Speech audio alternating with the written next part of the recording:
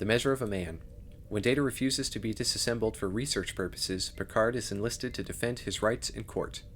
The Enterprise is on its way to a starbase, and our opening is the first poker scene in the series. Data is using his analytic brain to predetermine the outcome of the game, but is misled by deception, and it's a good character building scene for him, done in a good way. Agreed. Although I don't know how I feel about him wearing that stupid visor thing. On the starbase, Picard meets Philippa Lavoie, who is the JAG captain in the area. Starfleet talks about setting up a base near the neutral zone, and it's about time they got back to that. We haven't seen anything about the Romulans after that little tease at the end of Season 1. They have a familiar rapport right away. It's revealed that she prosecuted Picard years ago. I like the fact that she mentions the Stargazer specifically. We get a good continuity point there. They have a weird sort of sadistic rivalry attraction to each other, but it's good to see a character that can rival Picard done in a better way than has been done before. It doesn't feel like something that's written just to be funny or something, especially the way she manages to make Picard uncomfortable at times. It brings a sense of order and stability to my universe to know that you're still a pompous ass. And a damn sexy man. Then we're introduced to Commander Maddox, and he's Kaczynski number 4, 5, I lost count. When he's introduced, he immediately starts creeping on Data, and it's revealed that he's there to disassemble him, and he's got this smug asshole grin on his face most of the time. Maddox's explanation for wanting to disassemble Data is haphazard and basically boils down to, I want to see how he works. He only has android fanboy knowledge and is lacking any real specifics. Have you determined how the electron resistance across the neural filaments is to be resolved? Not precisely. What an idiot. Picard and Data are both reluctant to go along with Maddox's desires, so he gets direct orders to have Data transferred under his command. So Picard goes to Lavoie for help, and there's one point where he says he can't figure out the transfer of officer language. I have been trying to make sense of this gobbledygook, but it's beyond me. I would think that if you were a Starfleet captain, you would be able to figure out something so simple. And if you can't, who's the HR person on the ship? Shouldn't they be included in the staff meetings if there is one? I specifically recall when he learned an entirely different language in 45 minutes. Klaxon Ries Blajblanarnik Karnik. Everything about Starfleet regulations in this episode was frustrating and kind of stupid. I do really like the scene, though, between Picard and Lavoie. She did a really good job of making her character really feel like she had conflicting viewpoints. Data is reminiscing about all the fun times he's had, and then Maddox just barges in and is just being a dick, and I bet there's some subplot where he's Pulaski's long-lost son. The only solution Lavoie can think of is Data could resign from Starfleet, so he does. So then Maddox is trying to find a legal loophole to prevent him from doing so. One of Maddox's end goals is to put a Data on every starship. Why does it have to be Data? Every ship already has a mega computer running inside of it.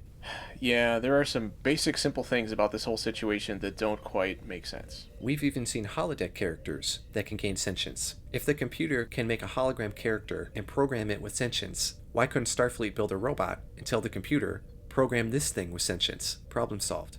One of Picard's quotes made me laugh and angry at the same time. Starfleet is not an organization that ignores its own regulations when they become inconvenient. You violated the prime directive of the Edo. You deliberately interfered with their laws. Yes. Since Data's going to be resigning from the Enterprise, they decide to throw him a big going-away party. And even Pulaski's there for some reason. Why couldn't he just stay on the Enterprise as a private contractor, or doing freelance work, or just as a regular citizen? There's over 1,000 people on that ship, and we've seen many of them are not part of Starfleet. That's a good question. But he doesn't get the chance, because Lavoie rules that Data is the property of Starfleet. Picard challenges the ruling, so there will be a hearing where Picard will defend, and since there is a lack of personnel on the station, Riker will prosecute, which, again, makes no sense at all. And if Riker is prosecuting, it should be really easy to skew things in Data's favor. They have control of both sides of the argument. It should be an automatic win. We never find out what or who gives Maddox the authority to do what he wants to do, and if half-assed theories are enough to warrant authorization, it would be happening a lot more than this time. Riker starts prosecuting, and he asks a bunch of basic questions, and then he asks Data to bend a metal bar. Picard objects with totally valid reasoning. There are many life forms possessed with mega strength. These issues are not relevant to this hearing. At one point, Riker takes off Data's arm, which would be no different from removing a prosthesis from an amputee, which again is not relevant to this trial. Data says, I have an ultimate storage capacity of 800 quadrillion bits. which equates to 100,000 terabytes, to put things into perspective. Then Riker turns Data off and gives a very dramatic quote. Pinocchio is broken. Its strings have been cut. Which again is irrelevant to this trial because you could take a human and put them in a chokehold until they pass out too. Lavoie's reactions are kind of dumb. Data is operating as a machine. When she's making breakfast in the morning, is she taken aback when the toast pops out of the toaster? During a recess, Picard talks to Guinan about his concerns, who then very aptly shows that they want to use Data to create an army of slaves. Instead of just coming out and saying that at the trial, Picard goes through this whole spiel. I was okay with it just to watch Picard grill Maddox. I would have altered his profile too. Verify. Maddox. Bruce. Commander. Current assignment. Second class crybaby. Little Bitch Institute of Fart Sniffers. Major papers include... Yes. Suffice it to say he's an expert. Commander. Then Picard goes all Jack McCoy on Maddox, and finally gets to the slavery bit. At one point during the trial, Picard starts pulling out aspects that showed Data's sentimental side, including Tasha Yar's hologram. Another good little continuity point, even if it's something that we'd probably rather forget happened in the first place.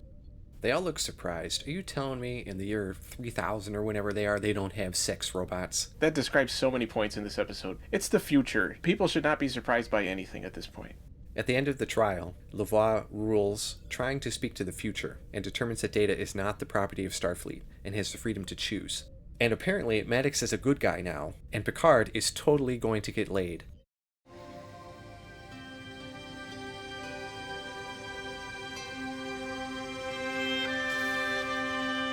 Maddox being won over by all these arguments made me so mad. What's the point of this episode? It made me so mad. It was so stupid. The measure of a man. Overall, good, intriguing ideas, even though we've seen them a million times before in other sci-fi movies, shows, and books. This episode was not sufficient to really delve into them to any depth, and I, as a viewer, based on what happened in this episode, was not convinced that Data is anything but a machine. It's not a bad episode, but it's definitely too predictable and overly sentimental at times. But I did like Lavoie. I would give the episode a C-.